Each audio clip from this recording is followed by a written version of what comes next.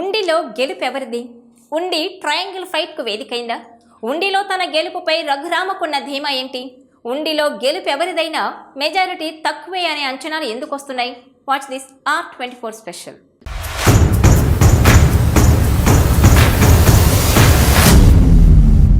ఉండిలో రాజాదిరాజు ఎవరు? ఇది ప్రశ్న. జవాబు చాలా కష్టం. ఎందుకంటే ఉండి అంటేనే రాజుల కోట. అక్కడ వారు తప్ప ఎవరూ పాగా వేయలేరు. ఉండి నుంచి 2019లో సైతం టీడీపీ గెలిచింది. ఆ పార్టీకి కంచుకోట లాంటి సీటు అది.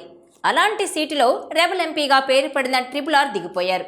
ఎన్నికలకు అతి తక్కువ సమయంలో టీడీపీ టికెట్ తెచ్చుకుని మరీ ఉండి నుంచి రఘురామకృష్ణంరాజు నామినేషన్ వేశారు.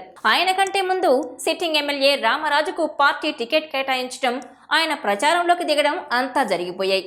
ఇక్కడ టీడీపీలో మరో నేత కలవపూడి శివరామరాజు ఉన్నారు. ఆయన 2014లో గెలిచారు. టీడీపీలో మరో బిగ్ షాట్ కూడా ఆయనకు టికెట్ ఇవ్వలేదని అలిగి ఇండిపెండెంట్గా బరిలోకి దిగారు. ఇక వైసీపీ నుంచి చూస్తే PVL నరసింహారాజు బరిలో ఉన్నారు. కాంగ్రెస్ సైతం వేగేస్తున్న వెంకట గోపాలకృష్ణంరాజుకు టికెట్ ఇచ్చింది. ఇలా నలుగురు రాజులు పోటీ చేశారు. అందరూ దిట్టమైన వారే.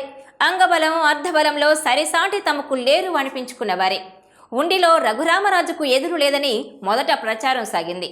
కానీ కలవపూడి శివ గట్టిగా ఫైట్ ఇవ్వడంతో పాటు టీడీపీ ఓట్లకు గండి పెట్టడంతో డౌట్ కొడుతోందట. అదేవిధంగా టీడీపీలోనే ఉంటూ సిట్టింగ్ ఎమ్మెల్యే రామరాజు కూడా పెద్దగా రఘురామరాజుకు సహకరించలేదని ఒక టాక్ నడుస్తోంది. రఘురామ ఎమ్మెల్యే అయితే పాతుకుపోతారు అన్నది ఒక బెంగ అని అంటున్నారు. దాంతో ఆయన అనుచరులు మాత్రం కలవపూడి శివకే జై కొట్టారని టాక్ నడుస్తోంది. దశాబ్దాల పాటు టీడీపీలో ఉన్న కలవపూడికి మద్దతు ఇవ్వడం న్యాయమని కూడా కొంతమంది తమ్ముళ్లు భావించారని అంటున్నారు. ఇలా నలుగురు రాజులు పోటీ చేసిన ఉండిలో మొదట్లో రఘురామ గెలుస్తారు అని టాక్ వచ్చింది.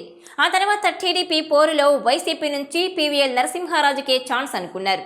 తీరా పోలింగ్ సరళి చూస్తే మాత్రం కలవపూడి శివ ఎమ్మెల్యే అవుతారన్నది తేలుతోంది.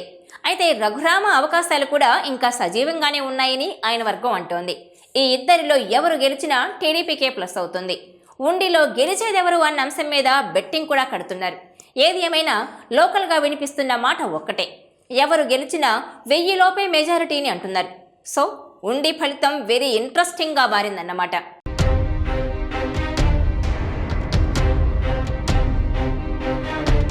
ఈ వీడియో మీకు నచ్చినట్లయితే please share, like and subscribe R24 Telugu.